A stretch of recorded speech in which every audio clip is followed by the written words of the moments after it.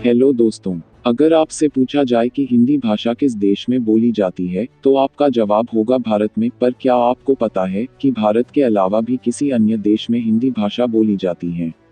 अगर नहीं पता है तो कोई बात नहीं, क्योंकि हम आज आपको इसके बारे में जानकारी देने वाले हैं।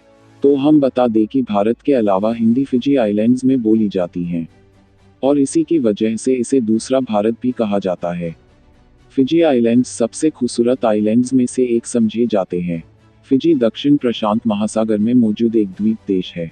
यह न्यूजीलैंड से करीब 2000 किलोमीटर की दूरी पर है और दुनिया का 15वें नंबर का सबसे बड़ा आइलैंड है।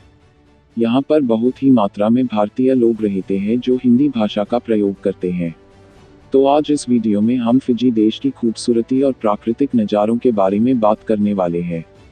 फिजी का कुल क्षेत्रफल 18,274 वर्ग किलोमीटर है और जनसंख्या करीब 9 लाख है। फिजी की कुल आबादी में से करीब 40% आबादी भारतीय मूल की है, बाकी की आबादी में चीन और यूरोप के लोग हैं।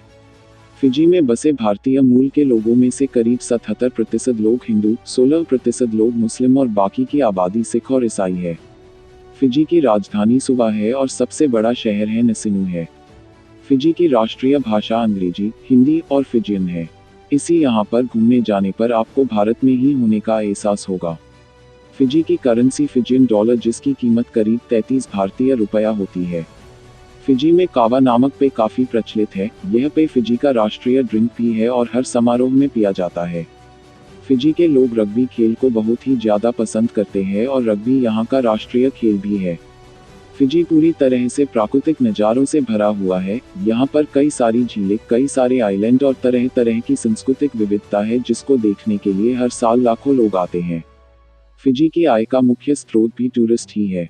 टूरिस्ट के मामले में फिजी अमेरिका, न्यूजीलैंड और ऑस्ट्रेलिया से भी आगे निकल चुका है।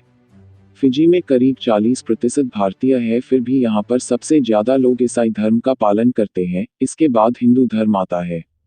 फिजी में बहुत ही मात्रा में हिंदू मंदिर भी मौजूद है। यहाँ के नांदी क्षेत्र में मौजूद श्री शिव सुब्रमण्य मंदिर इस देश का सबसे बड़ा हिंदू मंदिर है। फिजी में लंबे समय से एक परंपरा चली आ रही थी, जिसमें महिलाओं को अपने पति के साथ मृत्यु में शामिल होना होता था, मतलब पति के मरने के बाद उनकी पत्नी को भी मरना पड़ता था। शायद अब यह रिवाज बंद हो चुका है।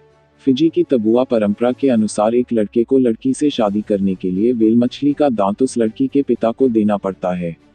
यह परंपरा आज भी चली आ रही है। फिजी की आय का दूसरा स्रोत मछली, चीनी और नारियल के निर्यात से आता है।